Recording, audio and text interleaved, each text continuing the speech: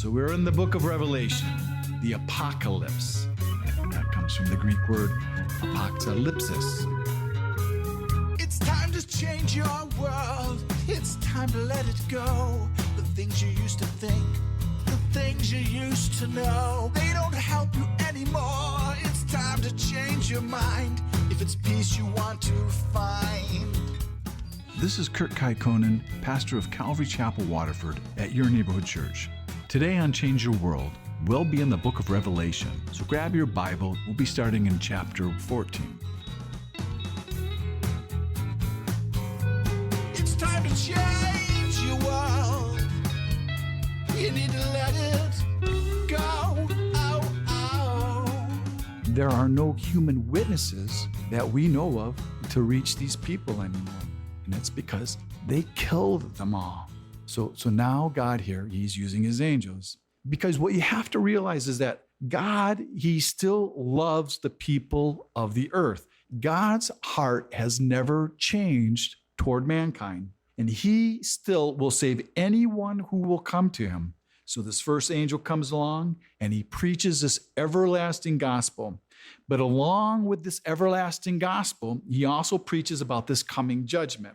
And you're going to have to assume here that most of the world has already heard this gospel message and they've rejected it. Because you have to remember, that whole world, they did watch live on TV or on their smartphones that killing of God's two witnesses at the temple in Jerusalem, right at the midpoint of the tribulation. So everybody has already heard the gospel.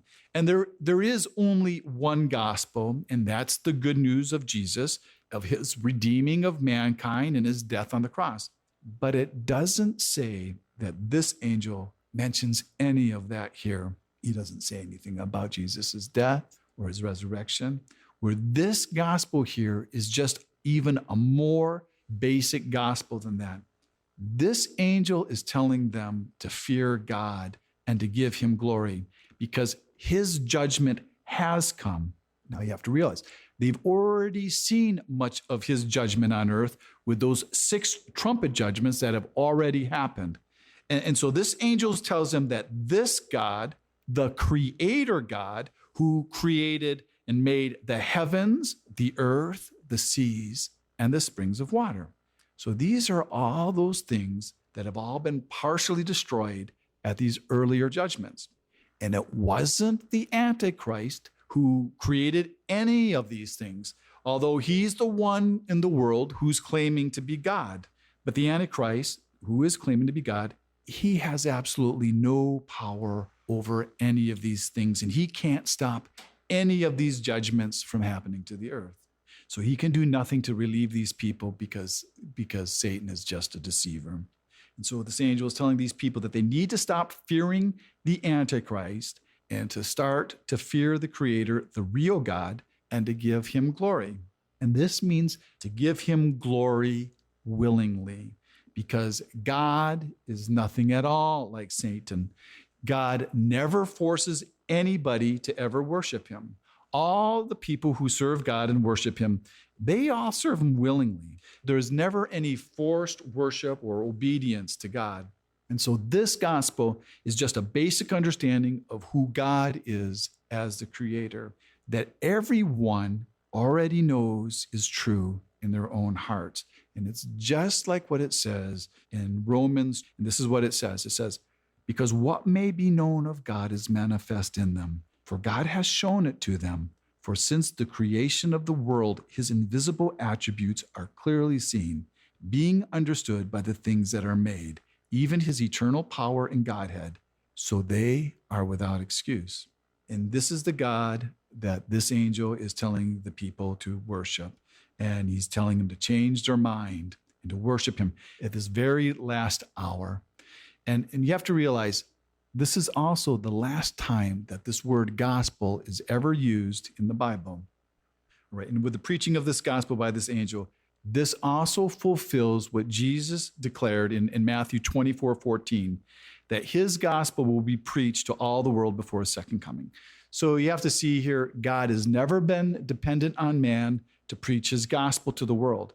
He will even use angels if he has to or if he wants to. Right. And so now we have the second angel, right? And he's following the first angel. And this one says, Babylon is fallen, the great city, because she has made the nations drink of the wine of her wrath, of her fornication. And the use of the name Babylon, sometimes it only refers to a city, which is a city that's in modern day Iraq. But sometimes the name is used to describe a city or a nation that's fallen into idolatry and are living an immoral lifestyle. But here, the name Babylon is being used to describe all of the Antichrist's whole world structure. This is describing his whole organization. It's Babylon politically and religiously and economically, that all these things are going to fall, even though they haven't seen it yet. And then it goes on to say that every nation here is guilty before God, because they've all been drinking out of the same cup. And when it talks about fornication here, it's talking about spiritual fornication, which is the worship of other gods, which is idolatry. And that's exactly what's been happening here with the beast and his image. Okay, and now we have the word wrath, which is that word orge, which means this wrath that they're going to be drinking is a measured wrath. This is a wrath that's been building up slowly. This is not a hot-tempered wrath like the Greek word, because that word would have been thermos if he was talking about this flash of passionate anger. But this is a measured wrath from God, and this wrath has been building up for a very long time. And then we have this third angel, and he flies by and he pleads one last time. This is the last time to escape God's wrath. And he makes it very clear of what's expected of them. If anyone wants to escape this judgment, this angel, he's not going to mince any words. And so he says again in a loud voice, so everybody's going to hear this and everybody's going to hear what he says. And he says, if anyone worships the beast and his image and receives his mark on his forehead or on his hand, he himself also will drink the wine of the wrath of God, which is poured out full strength into the cup of his indignation. And so here, this angel, he's not just talking about the nations having to drink the wine of God's wrath, but he's talking about each individual person will have to drink the wine of God's wrath. And when it says here, it says to worship the beast, the way that that's written in Greek, it means to continue to worship the beast. So these people, they've already been worshiping the beast, but God is still giving them room for repentance and for salvation. And then this angel makes it clear, if you take this mark, there is no longer any chance for redemption. And so then I ask you, I say, all right, what more could God do? What more could he have done? Because here, he is still making it easy for these people to follow him. And all they have to do is to have this change of heart and an act of simple obedience. God is not demanding from them any great work, and he's not even demanding any sign of their loyalty. All they have to do is not to put a mark on their hand or their forehead. And you got to ask, well, how easy is that? That's pretty easy. And it's always the same for us. All we ever have to do to know God is just to take a baby step toward God. And when you do that, you will find that he's right there and that he's actually running to you because he's dying to have fellowship with us because he is so in love with us. And then this angel, he tells him how terrible it will be for those who don't listen and they actually take the mark, because there's not going to be any mercy in this judgment. The line has already been drawn, and every good parent knows what it's like to draw a line like that, where you can't go back on what you said, and you have absolutely no desire to punish anybody, but you're being forced into it, or else you're going to lose your integrity. And it means that your word won't be any good to anyone. No one will ever believe that you ever mean anything that you say. And God, he can't do that. And that's because God is holy. And so God, he can't go back on his word. It's like he's really trying to make sure that they really know what they're doing. And so it's like he's saying, well, you know, there's brimstone. And they're all there. Yup. And you know it's forever. And yup. And you're still willing to go through with it. And they're going, yup. And some will, if not most of them will go through with it. And so it can show you how hard it is to be able to love people and how hard it is to be in love with people where there's nothing you can do about any of the choices they make. And you have to realize God, he's been putting this off for 6,000 years, ever since the fall of man. But he can't put it off forever, and he's not going to put it off any longer because he has such great plans for those of them who do love them. And he can't let these bad apples ruin everybody's trip to glory because those are the things that we've been created for. And so these people who don't receive God's final offer, following the Antichrist, they know there's no hope for them. It's like they're almost basically saying about the Antichrist, about their loyalty to him, that they're saying, well, I don't care. I'm going wherever he goes.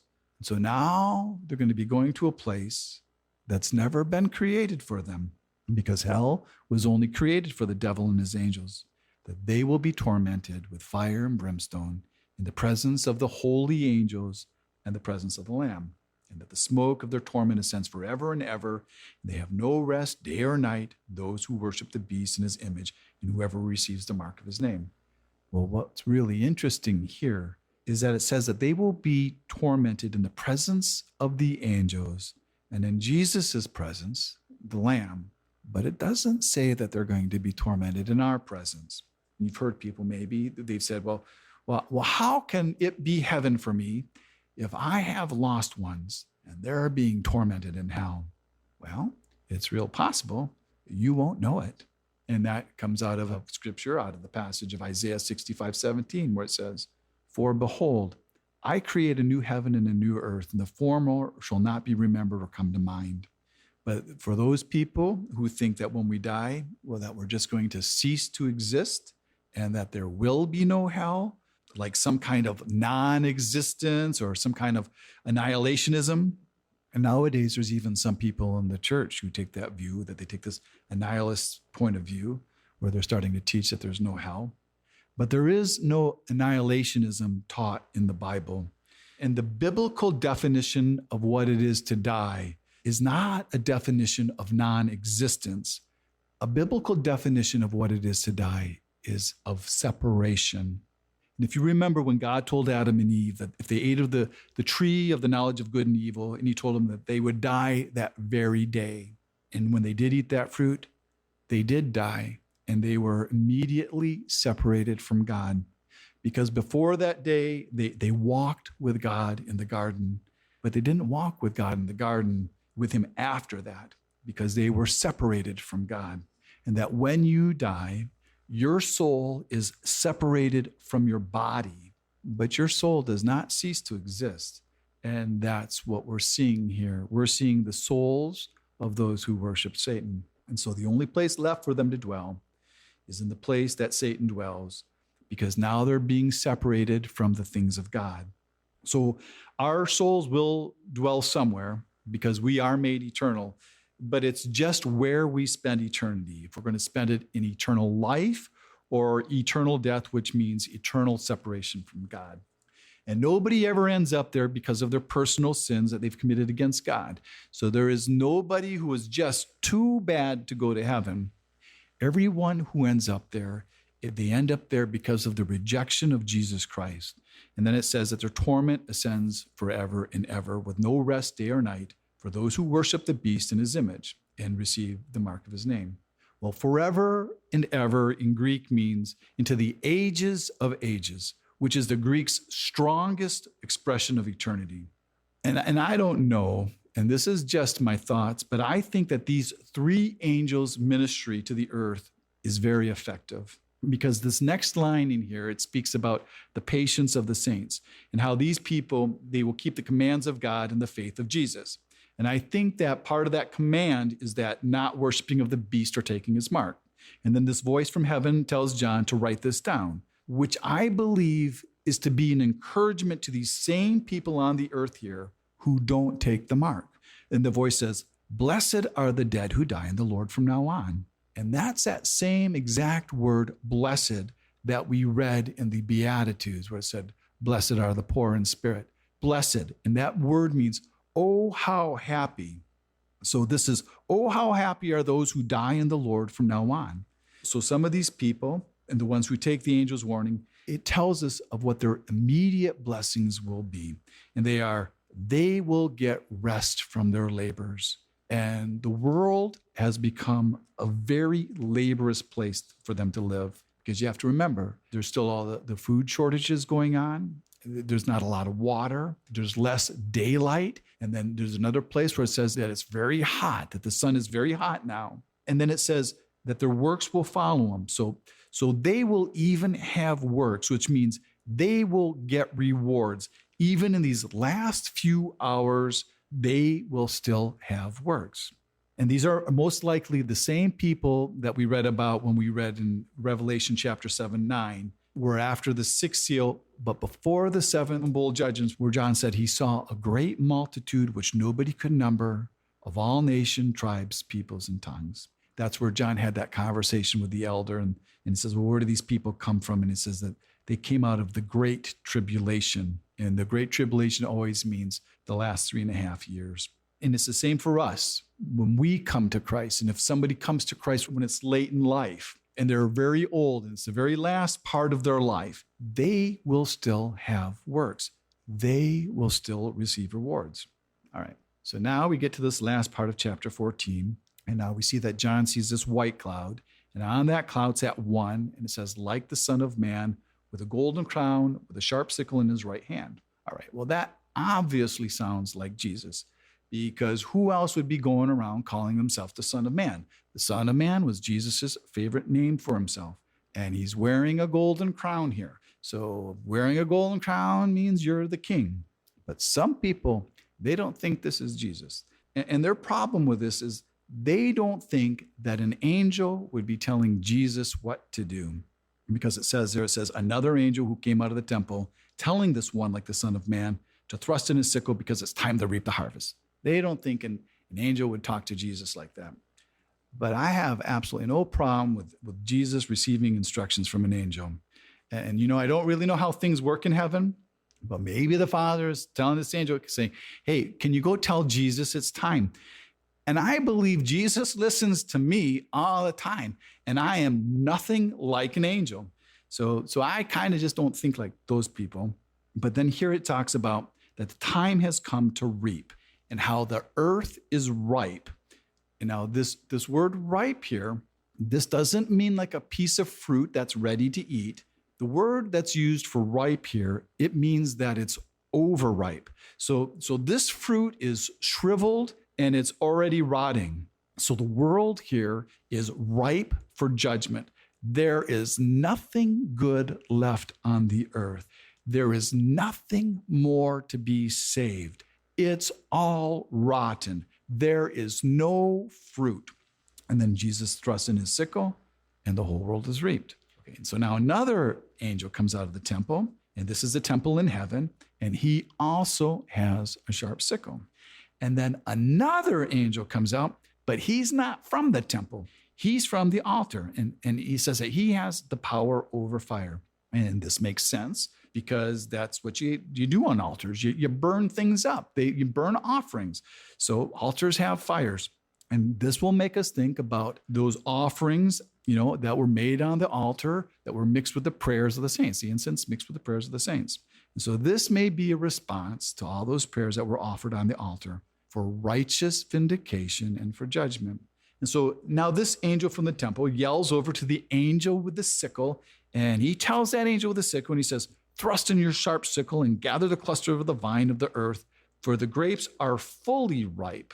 Well, now this picture of ripe fruit is different from the other picture of ripe fruit, because this is saying that these grapes, that these clusters from the vine, that they are big and bursting with juice.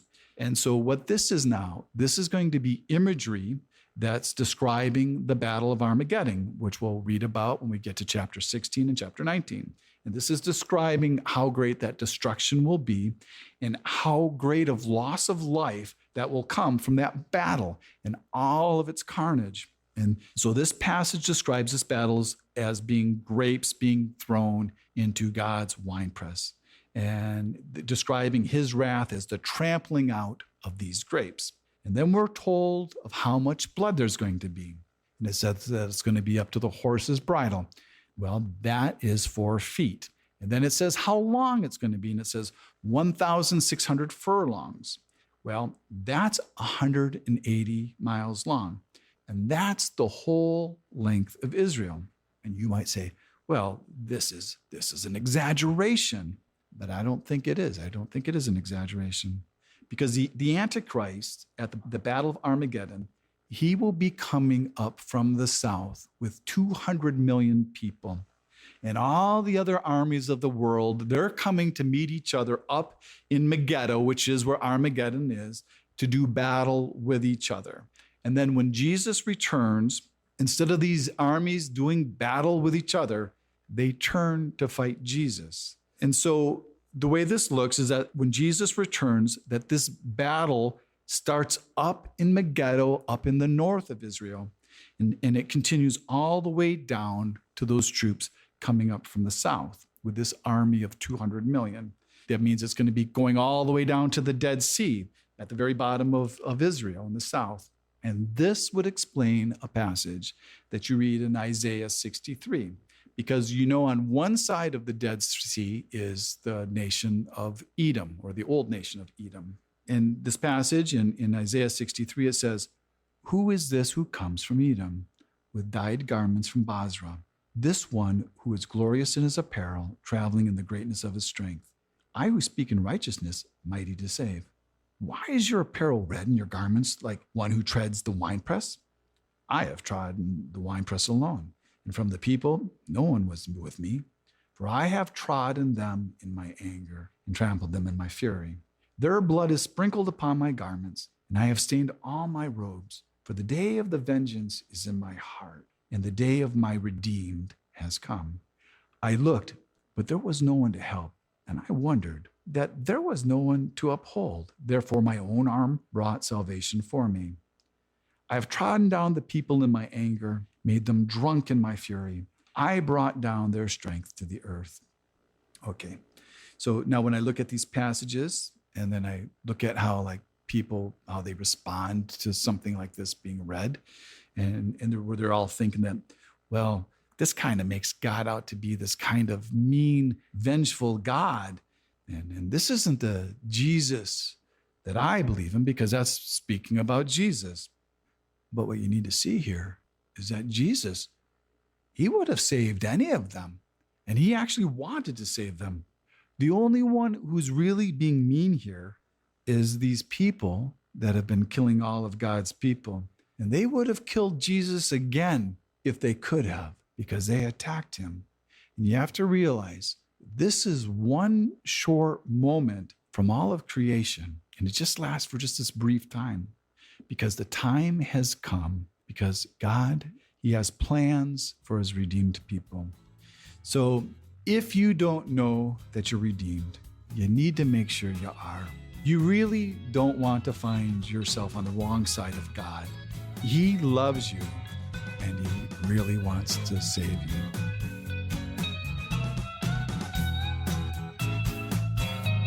You need to change your world. You need to let it go. Oh. Thanks for listening to Change Your World. Change Your World is an outreach of Calvary Chapel Waterford and Your Neighborhood Church. If you're listening to Change Your World in the Detroit metro area, you can still make it to church today and join us at 10 a.m. at Calvary Chapel Waterford, 183 South Winding Drive, Waterford, Michigan. We're competing with the Catholics. It's only an hour. All the donuts you can eat, and you don't have to believe a thing we say, but it could change your world. You need to change your world. The rest of today's message can be heard at yourneighborhoodchurch.org. So check us out and download the app. And until next week, remember,